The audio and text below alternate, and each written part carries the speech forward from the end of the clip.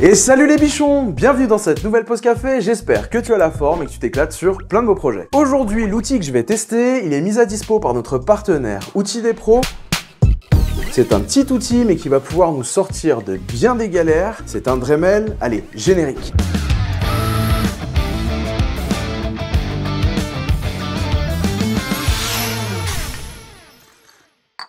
On dit Dremel, mais finalement ça fait partie des produits comme Karcher. Le nom de la marque, c'est devenu le nom de l'outil. Toi tu dis un Dremel pour un outil multifonction, ou plutôt une Dremel parce que c'est une mini perceuse ou une mini meuleuse droite. Réponds en commentaire. On va pouvoir l'utiliser pour sortir de nombreuses galères. Ce modèle-là, c'est le 8220, qu'il est livré dans une mallette. On regarde ça ensemble.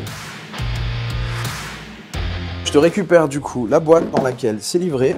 Tu vas retrouver les notices. Ah oui, d'ailleurs, regarde, tu as un petit flyer qui t'explique que si tu enregistres ton produit, tu vas avoir une année supplémentaire de garantie. N'hésite pas à le faire. Ensuite, à l'intérieur, on va trouver traditionnel chargeur, parce que c'est un modèle sans fil, je te le rappelle. Un adaptateur, on verra à quoi il sert juste après. Un deuxième, juste ici. Et surtout, là, une boîte avec 45 accessoires. Et ça, je trouve ça vraiment cool. Juste une petite remarque sur la boîte. Tu vois, en termes de plastique, on est sur des plastiques durs, mais niveau qualité, c'est pas ouf non plus. En tout cas, on peut caser l'intégralité des accessoires et la machine à l'intérieur, ça fait le taf à voir dans le temps. Fais un petit peu de clean, histoire qu'on puisse discuter.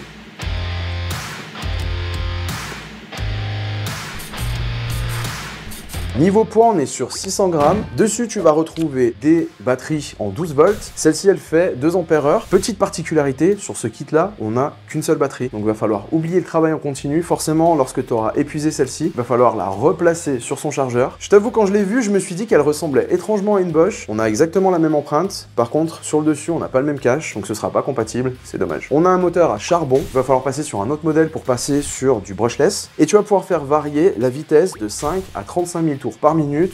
Ça va être en fonction de ton usage. Les petits plus de ce modèle, c'est juste ici, tu vas avoir une bague avec une petite lampe LED qui te permet d'éclairer ta zone de travail. Dans cette version, c'est aussi ces accessoires dont je t'ai déjà parlé. Et après, un petit truc, mais que je trouve génial, ce petit tableau. Alors, je pense que ça arrange bien Dremel pour pouvoir placer l'ensemble des produits pour toutes les utilisations, mais je trouve ça bien fait, c'est simple, il y a des pictos. On voit à chaque fois quel outil va fonctionner pour quel type de matériaux, et surtout, c'est que tu vas avoir la vitesse de rotation. Donc là, sur un seul panneau, tu as tous tes réglages. Je crois que c'est bon. Ouais, j'ai tout dit pour les bichons. Bon place au test.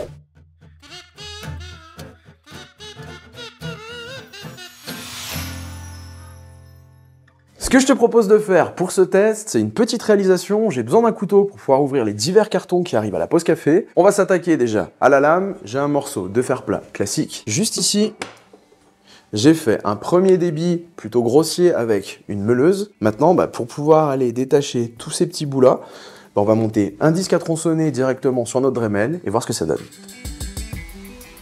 J'ai besoin de découper. Je vais monter cet accessoire-là, 35 000 tours.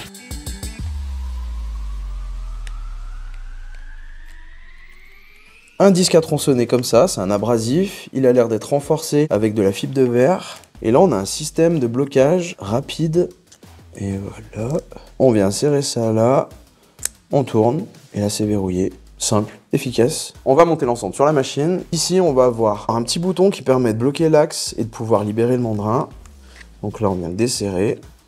La pince est ouverte. On va pouvoir venir insérer notre disque à tronçonner. On serre l'ensemble. Niveau réglage, j'étais à 5. Je passe à 35 comme c'est indiqué sur le petit papier. Je m'équipe avec les bons EPI et puis on regarde ensemble ce que ça donne.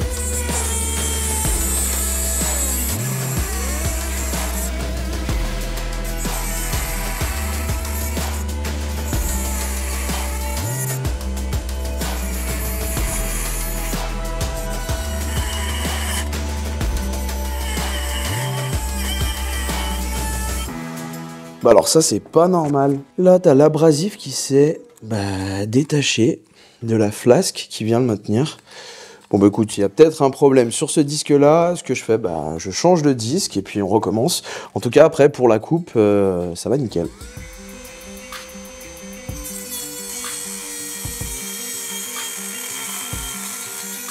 Bon là, avec un nouveau disque, ça va nickel. Je me suis aperçu aussi que lorsqu'on coupe le moteur, il s'arrête quasi instantanément.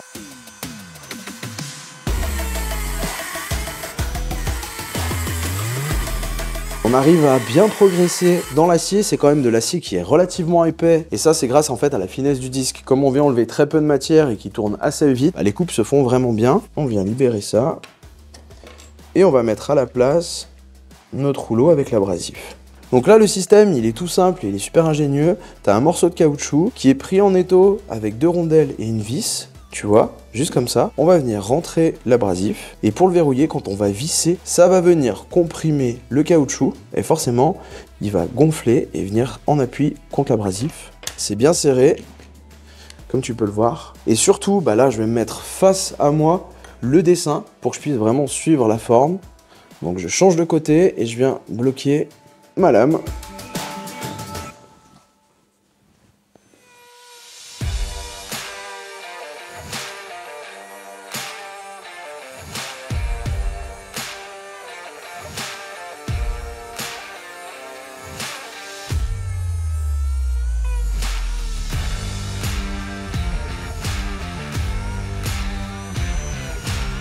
Comme tu peux le voir là, on a un état de surface qui est nickel. Je suis venu bien épouser la forme de ce que j'avais pu imprimer. Bon, je te passe la suite, il va falloir que je prenne un petit peu de temps pour faire la partie basse du manche et bavurer aussi tout le reste. Puis nous, on se retrouve pour la suite. Perçage, forêt, 3-2. Ah bah, pour la suite, pour mon couteau, il va forcément me falloir un manche. J'ai récupéré des chutes de carrelets de chêne, je suis venu les refendre. Grossièrement, j'ai découpé la forme du manche, et puis là, on va passer à l'étape d'après. On va monter un forêt adapté, et on y va. Ça change pas du tout.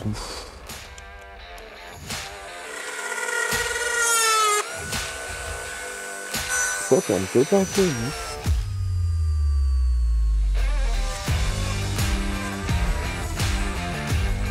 Deux petites remarques. La première, je sais pas si t'as vu, mais j'ai diminué la vitesse de rotation. Ça allait vraiment trop vite et j'étais pas précis. Mais comme tu peux le voir sur les 2 autres trous, ça allait bien mieux. Et autre chose, là il me manque peut-être l'accessoire qui te permet de pouvoir plonger vraiment droit, un petit peu comme une petite colonne. Petite étape en off, je suis venu couper là les axes qui maintiennent le manche sur la lame. Je l'ai fait du premier côté avec une scie à métaux. Mais écoute, j'en ai remonté un, on va tester, on va voir. On est là pour ça, hein.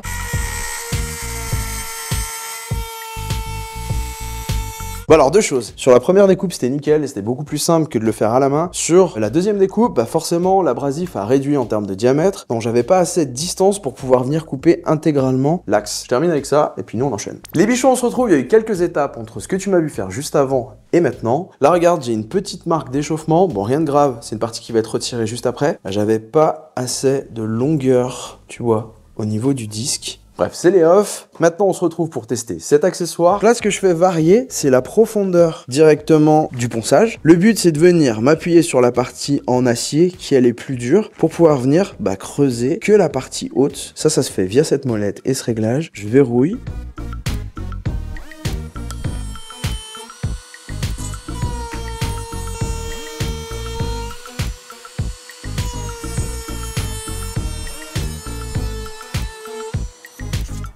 Au niveau du résultat, c'est cool, ça m'a vraiment rappelé l'utilisation d'une affleureuse. De la même manière, il faut qu'on vienne contrer le mouvement de l'outil. Le résultat est bien, il ne me reste plus qu'à tout finir, je te montre ça.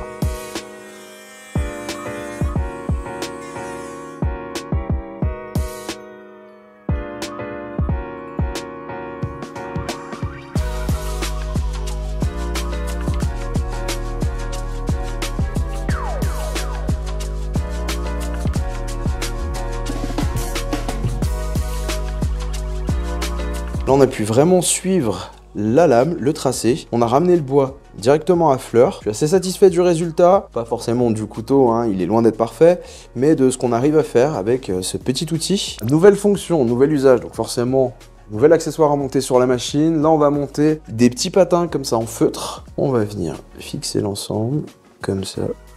Voilà, c'est monté. On a besoin aussi d'une petite pâte à polir qui est là-dedans.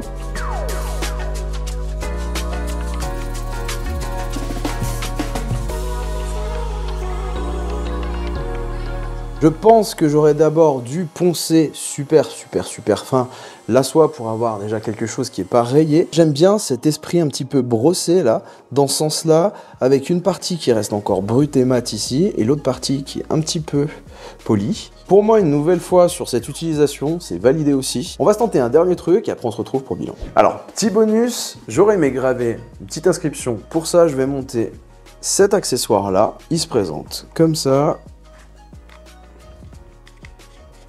Et le but, c'est qu'on ait une prise en main comme un stylo. Je sais pas si tu vois, c'est ton sur ton, mais finalement je suis assez surpris, j'ai réussi à faire quelque chose qui ressemble à ce que je voulais faire. C'est pas l'ultra précision, on n'est pas sur une CNC, mais honnêtement, c'est un bon début. Bon, on a vu pas mal de fonctions de ce petit outil magique, j'ai même un nouveau couteau pour ouvrir mes cartons, retour au comptoir.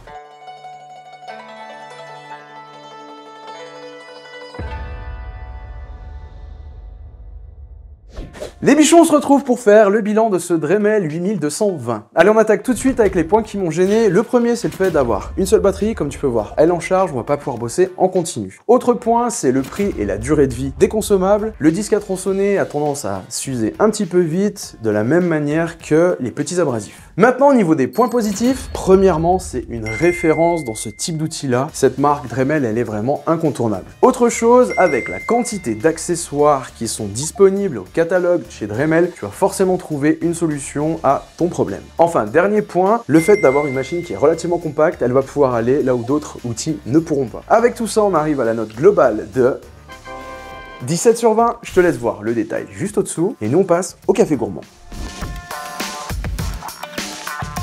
Les bichons, cette semaine, je vous propose en café gourmand une réduction de 25% chez notre partenaire Outils des Pros pour passer au gros kit, celui avec 150 accessoires qui se montent sur ta Dremel. Et comme je te dis toujours, bosser c'est bien, avec le bon matos c'est mieux, donc fais-toi plaisir et prends soin de toi. Bon bah ça a bien poussé depuis la dernière fois, hein. Ah bah oui, écoutez, je prends bien les vitamines que vous m'avez recommandées, donc ça va bien. Bah et c'est ce qu'il faut. Par contre, est-ce que vous pourriez aller un poil plus vite? Parce que c'est-à-dire que j'ai un rendez-vous là. Ouais, un peu.